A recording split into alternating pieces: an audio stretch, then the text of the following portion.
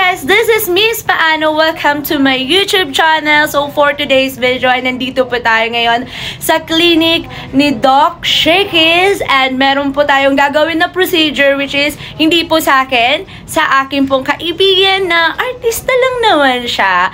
So watch until the end at ipapakita ko yan. So, ayan guys, at masasaksihan natin ang procedure kung paano gagawin ng ating artista na kaibigan ng Fox Eye. Ayan. Ayan. Hi ka naman sa aking mga viewers. Hi. Excited ka na ba? Sobra. Ano yung napifeel mo na gusto mong makuha na Fox Eye sa face mo? Yung magbumukha akong opa. Siyempre, ayan, kaya-kaya ni Mami Shakey's yan. Ayan. So, what is the reason na ginagawa mo to? Siyempre, para maboost yung confidence ko. Siyempre.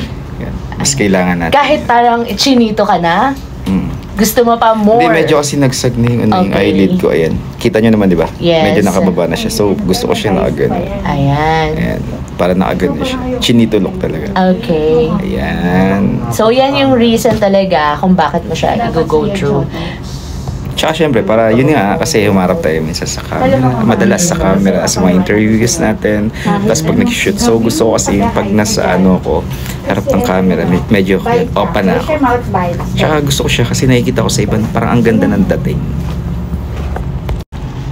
Mag-1 year na ako, walang May kunidling lang yan. Mas malala pa nga dito si Timothy.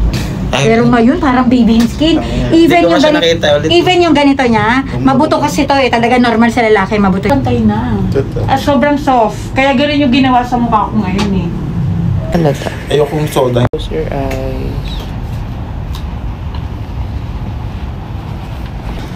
Natutulala.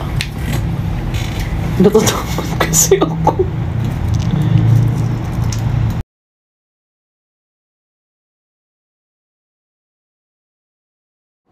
Dito sa part na to, nilalagyan na siya ng anesthesia.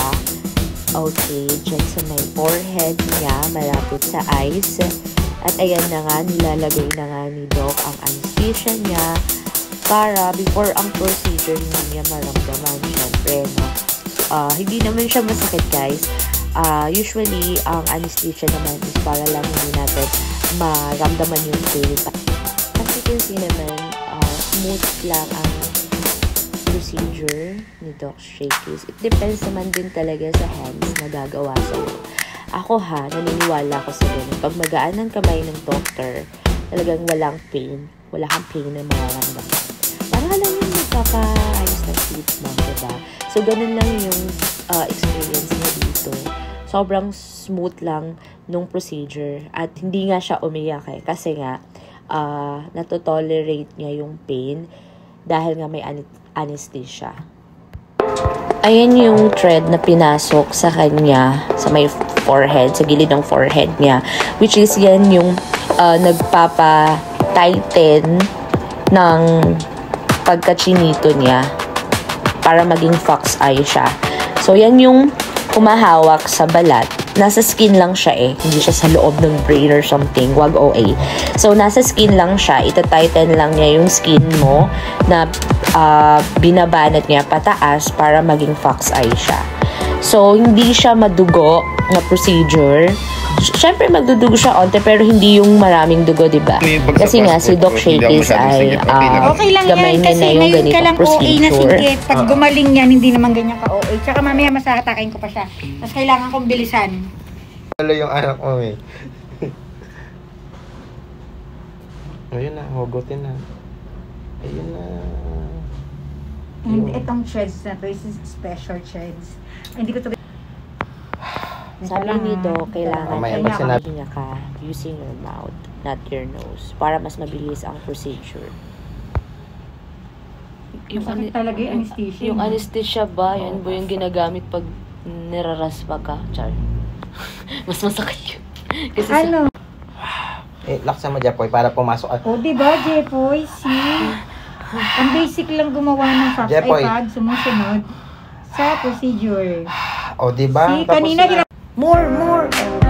May aircon siya sa director mo. Isang bawat isang lang. Di finisher may fire na to.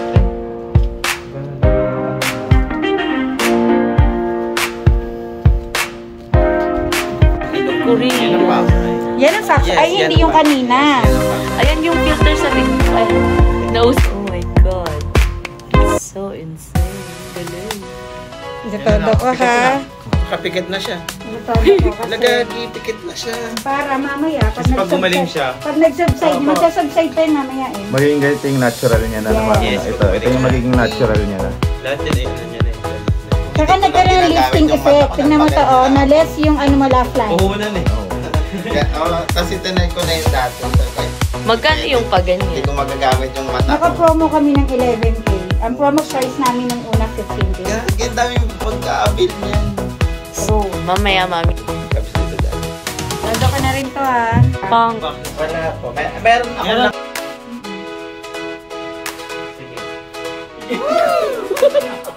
Sige yan. Live pa to. Natatakot kasi ako. Ang gusto ko lang, ilong lang talaga ang pinabago ko dito. Hindi masakit sa ulo. Ilong lang po. Tingin nga ako. Natatakot kasi ako eh. Ang natural niya eh. Okay na. Ang doktor ko Okay kasi na ba? Kaya nga i-ano.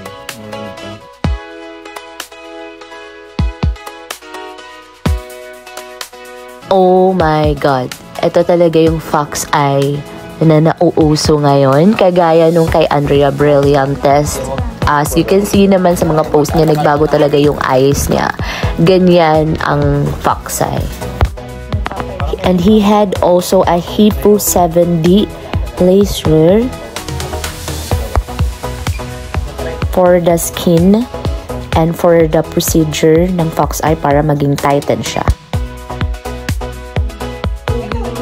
Christy, nakakainis ka, nakaka-inlove ka na. Ang pogi mo na. Grabe, loves. Ang pogi mo na. Ayan. Kasi alam mo mga ganyan, kasi ang dami ko nang pinanggalingan. Lalo na pag malayo, matatagtag yan. May stress pa pag Grabe, ang ganda. This is the fox eye that made by Doc Shakes.